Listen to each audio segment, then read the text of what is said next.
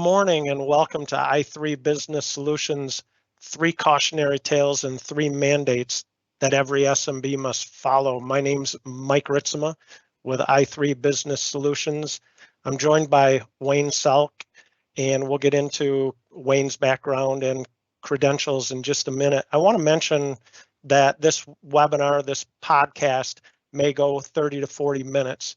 So we're going to be as expeditious as possible, but we have a lot to cover and a worldwide expert here. So welcome, Wayne. Thanks, Mike. Yeah, glad you're here. Glad you've got the time. And let's go to the next slide, Grace, and just say that Wayne is a certified information systems security professional. He is the Senior Director of Cybersecurity Initiatives at ConnectWise, which is one of the biggest worldwide cybersecurity companies. Co-authored the MSP Plus Cybersecurity Framework, which is a substantial document. He has 25 years of practicing cybersecurity focused on governance and risk and compliance. And I've spent the last year, 4 hours a month with Wayne, leading a monthly call with cybersecurity partners from all over the world, from Australia, from Europe, from America, to help us improve our cybersecurity execution. So Wayne, tell me a little bit more about the last quarter century of your experience and how you get to this point of having responsibility for a worldwide with a worldwide partner. Sure. So very quickly, right? Because summing up 25 plus years is a lot of time in here, right, Mike? I spent 13 years in the Air Force. From there, I actually went back into private sector and as an AT&T or as a Unix expert. MCSE NT4 from way back in the day, right? I worked for a big networking services firm. We were acquired by Lucent Technologies as part of their network care division. From there, I went into more cybersecurity focused related activities, basically securing up Unix systems for the Navy Marine Corps intranet, for those folks that may be familiar with that. Back in the day, spent 8.5 years leading the federal services team at Symantec. That was a wonderful opportunity. And then from there, putzed around a little bit as my own little MSP here locally in Tampa, and then joined an organization which was we were focused on governance, risk, and compliance for some very, very large organizations. And then we were acquired by ConnectWise in November of 2018 as part of their effort to enhance and grow their cybersecurity business and offering set for the MSP community and small businesses around the world. Beautiful, thank you. Yes, and like I say, I've spent 4 hours a month with you, and the framework's substantial, and the work you're doing is excellent. So. As I like to say, enough small talk, let's get into the subject matter. So I'll turn it over to you, talk a little bit about 2021 and, 3 mandates and three stories or tales. Yeah, sure. So let's start with 2021, right? So, and I think it's important that we look at history and see what happened, which wasn't very long ago, right? I mean, we're just at the early days of February of 2022, right? So 2021 was actually just a horrible year from a cybersecurity perspective for a lot of businesses. I want to call out the malware ransomware against JBS, right? That was the big Brazilian meatpacking conglomerate. They have locations in Australia, even here in the US. But I think it's important to note why, right? How was it that the threat actors were able to get in? And this may resonate with some of you, but it was due to an old account with a very weak password. So an account that existed inside their environment, which was not disabled and was just hanging around. I mean, think about that for a second, right? Easily preventable at the end of the day. Gas pipe. Oh, so back to the meat packer. That was millions of dollars in ransom paid to the hacking organization, by the way. The gas pipeline was Colonial Pipeline, right? The entire eastern seaboard gas, the spigot was shut off. It was horrible. I had premonitions. I was around for the 1970s oil embargo, remembering the lines outside the gas station, and the same thing started happening with that ransom attack. There was no gas to be had. That was actually caused by a misconfiguration of a VPN, right? So again, easily preventable, just silly at the end of the day when you really stop to think about it. And then some of the vulnerabilities, right? So if we move beyond the people side of cybersecurity and we actually start getting into some of the technology set, MS Exchange, so Microsoft Exchange on-prem actually had a huge issue very early on in 2021, so much so that the IT teams that were responsible for patching were dragging their feet, and the FBI ended up obtaining a blanket warrant and patched everybody's system because the Chinese and the Russians were trying to exploit those vulnerable systems. So that was a precedent setter right there from a vulnerability perspective. Printers became a problem in 2021 simply because they're installed on everybody's. This particular vulnerability was installed on servers across the globe from a Microsoft perspective, as well as end user machines, and it afforded local elevated privileged execution, right? So it was very bad, potentially very damaging. Middle of the year, we ended up having an MSP software vendor over 4th of July weekend, which was not a lot of fun for me either, because it was a competitor of ours. But that didn't mean we didn't offer to help, right? I mean, because at the end of the day, it was just horrible what happened. I think to date, it is the largest compromise exploit of the MSP community to date. So very, very horrible situation there. And then Log4j. I'm sure everybody on here has heard about Log4j. You're probably sick and tired of hearing about Log4j, but this is why I'm bringing up the vulnerabilities, right? Because Log4j actually showcased that vulnerabilities exist in every piece of code today, right? And the interesting part about that is some things we know about and other things we do not. And it's the things we do not that hurt us the most. And so it's going to take years for everybody to completely absolve themselves and mitigate the issue with Log4j. So if we move on to the what's happening in 2022? Yeah, can I, oh, sure, Wayne, can I jump in?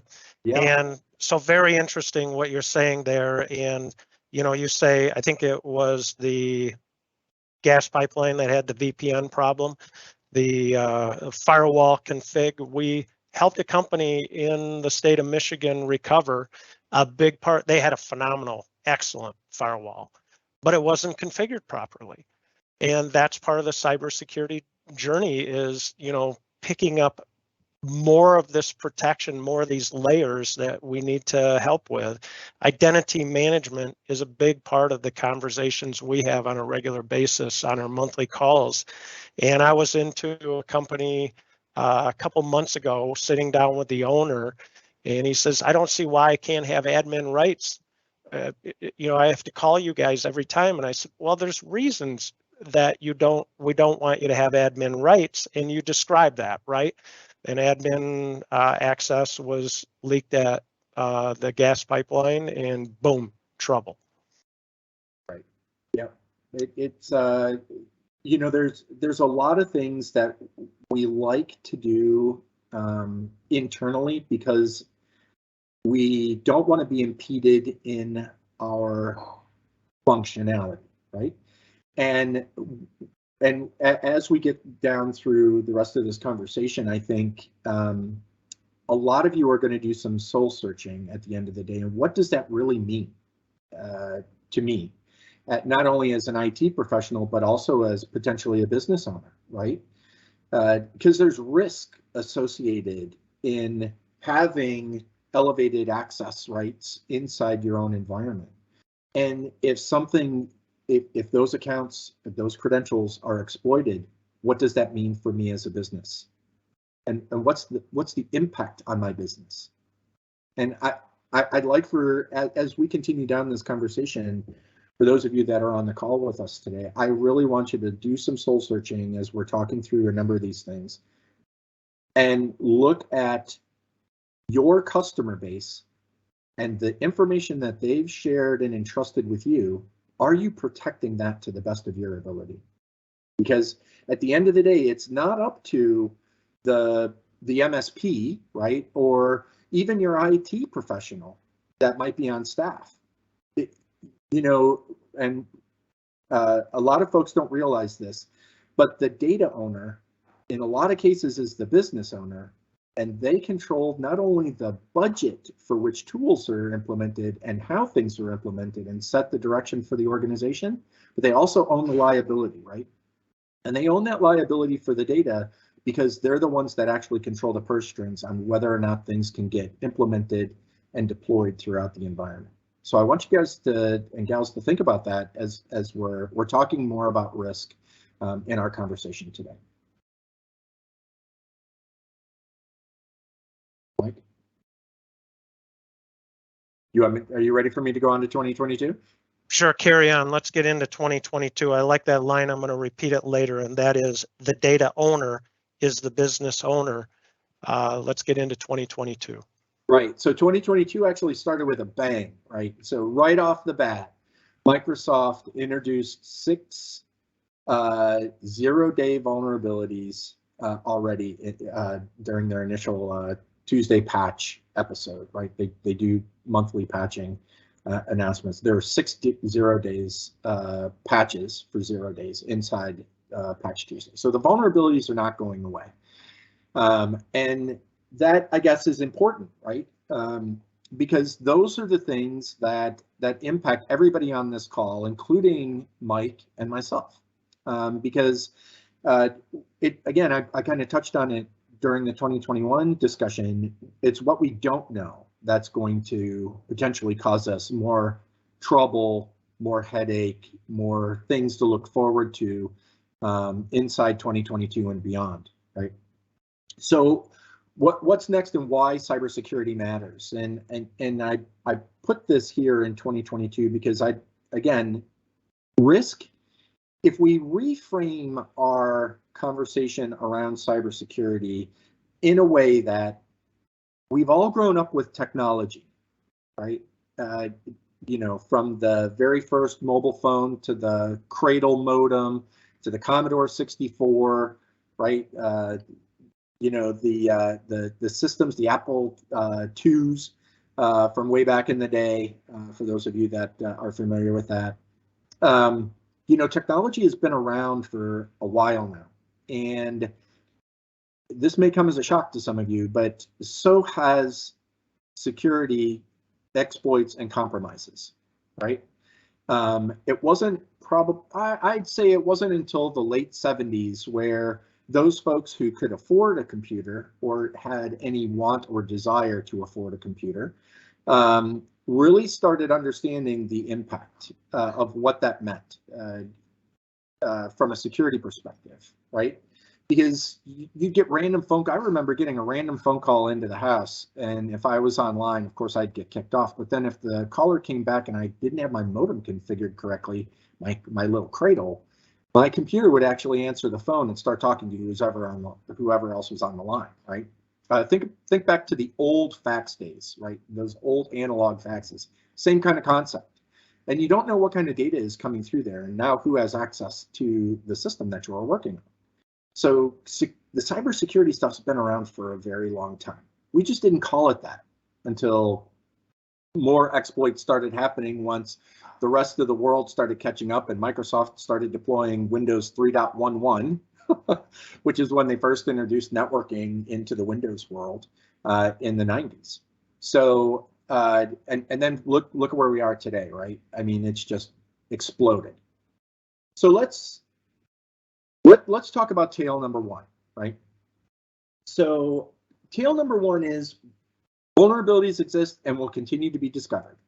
And I think the important part here is that it's not what we know, because those are easy. MSPs and the IT staff that we have on hand, we patch our systems from a technology perspective, right? As soon as those patches come out, we're trying to stay on top of those kind of things. It's like the log4js though of the world, where all of a sudden a vulnerability is released and there's nothing available for us to patch, right? We have to wait for other application owners to get the time to figure out what the impact is and how it plays into the software that they've created, and then they can release a patch. And I mean, that particular vulnerability, it's going to go on for a while. Yeah, so, Wayne, I call that technology marches on.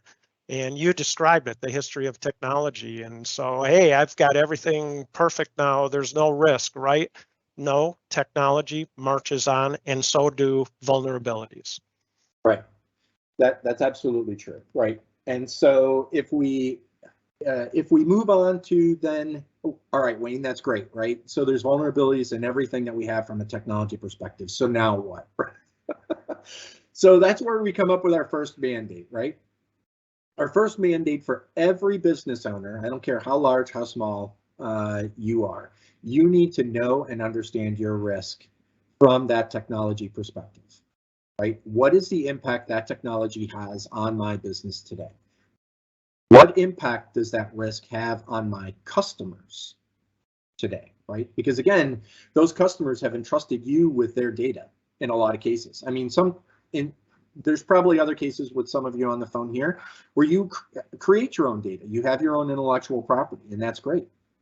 But how many of you know exactly where all of your sensitive and business critical information resides, on which systems and which devices? I'd be shocked if any of you had a spreadsheet that kind of outlined those kind of things, right? And I think that's a great place for businesses to start. And the reason why we want to start with the sensitive and business critical information is that is really the keys to the kingdom for everybody on this call. And it's also where your bread and butter comes from, right? If you get compromised or exploited, and let's just say unfortunately a ransom attack happens, you need to be able to get those systems in particular back up and running as quickly as possible in order for you to be in business tomorrow, right? And if you don't know where all that information resides, you're going to have a heck of a time trying to accomplish that in the heat of the moment. So knowing and understanding your risk starts really with identifying where all of your sensitive and business critical information reside inside your environments today. And then you can determine what are the threats, how risky is the solutions I currently have in place, do I have any gaps inside my environment, right? And then we need to prioritize those to ensure that my systems and devices, which are managing, storing, processing, transmitting, all of my sensitive and business critical information, are able to be recovered in whatever business objective time frame you decide to use. Yeah, Wayne, we were called into another company in the state of Michigan where they and 200 nationwide companies similar to them had their entire customer and operational business in a cloud environment. and that cloud environment was breached and taken down. And basically all their data was gone. It was gone. And of course, the bad actors deleted the backups first. And so, you're describing the vulnerability, the risk, know where your primary data is and understand exactly what the risk of that data is. Yes, absolutely. And cloud discussions, in case there are folks out here with the perception that the cloud providers actually secure those systems, that is not true. They have very minimal effort. The only thing that they've really protected is their own physical hardware and device sets, right? They don't protect anything with respect to any of your information out there. That is your responsibility as the user of that cloud space. So let's talk about tail number 2. Tail number 2. Technology is not the answer for every problem. Now, some of you are probably going, what? Believe it or not, I do know, and I see this all the time with a lot of our partners today, even here at ConnectWise, right? They're always on the hunt for that silver bullet, which I know is a very overused term. And unfortunately, we haven't come up with a better term for that, right? But technology isn't always the answer to every problem. Believe it or not, there are ways that, and just because based upon those vulnerabilities we've already talked about, right? A lot of those application vulnerabilities, technology vulnerabilities exist. You have to come up with a better way of being able to protect your organization, right? So there's 3 pillars in cybersecurity. There's obviously technology, but there's 2 more that most folks fail to acknowledge and recognize, and that is our people and then our processes, right? How we do things as an organization today. So let's start with mandate number 2, and let's talk about the people side of the pillars for just a second. So our people are our biggest asset inside any organization, especially when it comes to cybersecurity. And the reason for that is they are an extension of not only the IT department, but also the information security team, right? They're able to help in our detection efforts in a lot of cases, whether they're internal to the organization or external. Hey, Bill, I just got an email from you and you want the ACH information so that I can complete this wire transfer, right? I mean, don't forget about your external people when you're looking at evaluating your risk, and how your people and some of the things that you can change there can actually help your cybersecurity posture and lower your risk exposure at the end of the day. We have to train and invest in our people and provide them the tools necessary to be on the lookout for bad things coming into the environment or bad things happening inside the environment, right? And we need to ensure that we have standardized processes at the end of the day. That actually helps not only our folks be more efficient and effective, i.e., increases or lowers our cost and increases our bottom line, right? But it also helps us find the needles. It actually helps us find what's going wrong inside our environment a lot faster. So don't discount your people and your processes when you're thinking about risk inside your business and how to tackle those vulnerabilities at the end of the day. Yeah, Wayne, that resonates with me. I think there's so many new and cool technology solutions coming out, from everybody, Google, Apple, Amazon, heck, the kiosk at McDonald's, the online order app. It's like, hey, there's a technology solution for everything. Surely I just, click a few buttons and set up some cool technology and then my company's safe. And you're saying, it's a little more complicated than that. Yes, absolutely, right. And, I think over the next, probably later on this year in 2022, everybody's going to start hearing more about zero trust. But Zero Trust really starts with your people, right? It really starts with identity and access management and privileged access management. And you're going to find that there's a lot of vendors that are out there that are going to start telling you, hey, just buy this technology. It'll help. It will solve your zero trust problem. And that's not a very good place to start. I mean, the Cybersecurity and Infrastructure Security Agency, you know, they believe that zero trust architecture actually starts with our identity, right? If we can solve our people problem and know who they are, then everything else kind of falls in place from a device perspective and then an application perspective, which is actually further down the path for them in the zero trust world. So how about tale number 3? So honestly, I don't know how many of you have IT staff today. I don't know how many of you have IT staff that are also subbing as your information security team. It really doesn't matter. I mean, in cybersecurity today, there are more job openings than there are people to fill them, right? And as Mike can attest to, one of the things I started mentioning very late in 2021 is that knowledge is not understanding, right?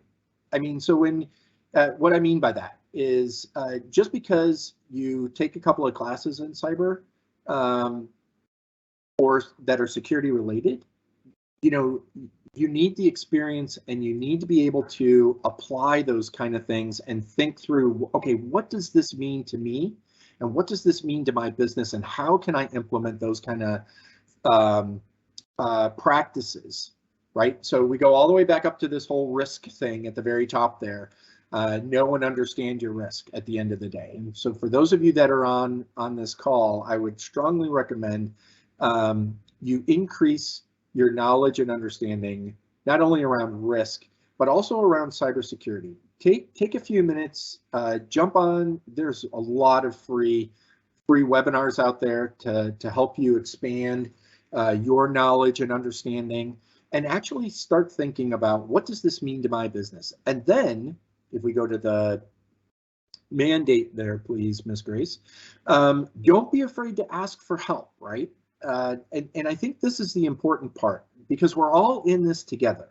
Right? I kind of mentioned that MSP software vendor who had a vulnerability that was exploited, a competitor of ours, and we ended up jumping in and helping because we're a community at the end of the day, right? All of our MSP partners, heck, even some of the customers, we were even dealing with customers directly at the ask of the managed service provider community to help them with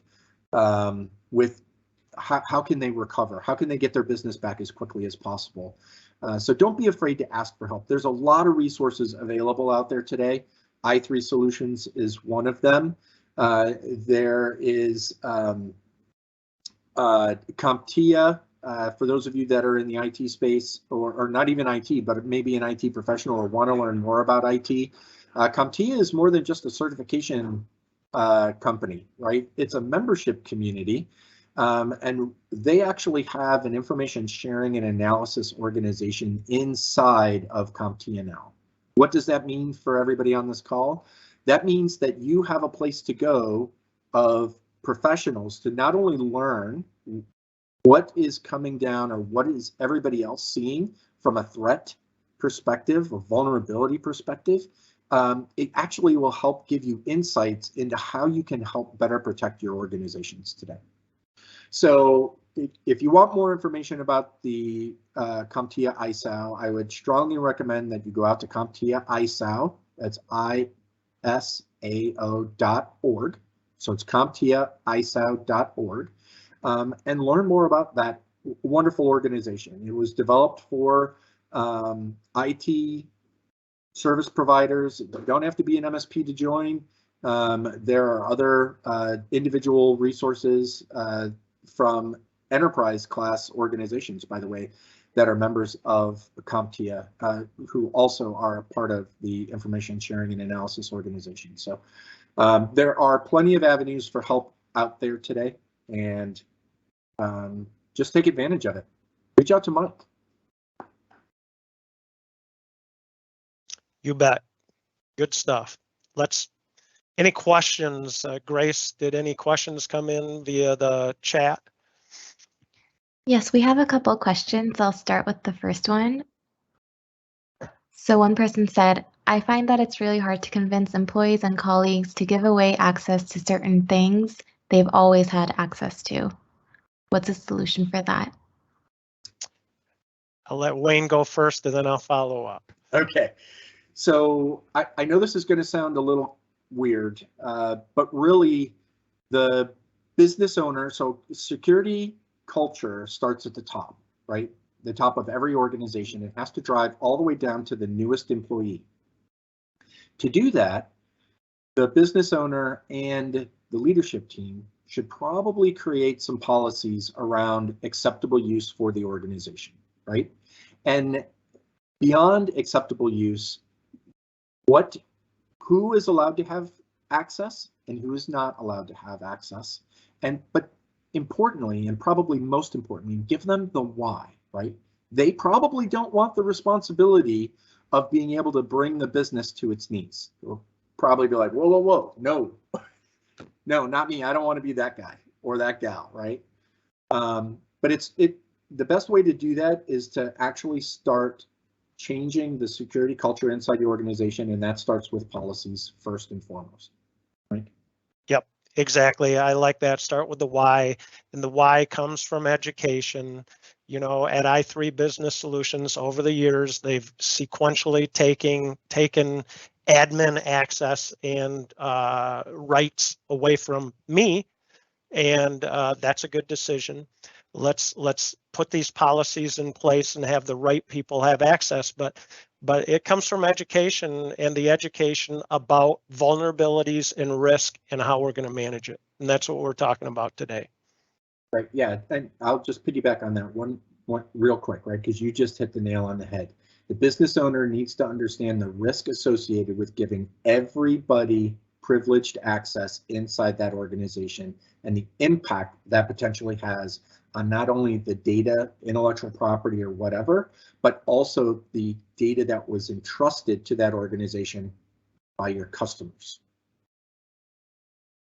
Beautiful. Grace? Thank you. One last question is, if I currently work with a tech partner or service, what are the steps that I as a business owner should take? You should definitely work with your existing partner and have a conversation with them. Tell them you're interested in learning more about the risk inside your business, what it means to your business, and how can they help mitigate that risk, right? And lower the overall exposure and impact that risk, vulnerabilities, people, misconfigurations might have on your business at the end of the day. It's a very important conversation for everybody to have on this call. Beautiful. I'll follow up on that question and wrap up in this way. And it is the quote that Wayne gave us, and that is the data owner is the business owner. Well, what is the responsibility of the IT department? The data steward is the IT department or the MSP, but the owner has to understand the risk. So the action items from today's call are the 3 mandates, and that is know and understand your risk. I always say there's 3 primary risks that we manage in an organization, probably the most important being financial, and that is profitability, sustainability, cash flow. Man, we have to keep this train on the track. Physical risk, stuff going out the back door. Let's make sure that the inventory is not leaking out the back door. But today we're talking about technology risk, and the business owner, the executive, has responsibility for that technology risk. Secondly, invest in your people and documentation. Man, we'd like to just buy technology and say, I'm fine. No, it's not that simple. It is people, process, and documentation. And then number 3 is don't be afraid to ask for help. If you go to the next slide, Grace, don't be afraid to ask for help. You can email me, you can call me, and you can sign up for, go back if you would, on February 16 at 11 a.m., we will have a colleague of Wayne's on. Jay Ryerson is the VP of Global Security at ConnectWise. He and Wayne work together. We'll be talking about dark web and ransomware, what goes on behind the scenes, and how do they collect money from companies in America. So Wayne, thanks for your time. Excellent stuff. We have our mandates.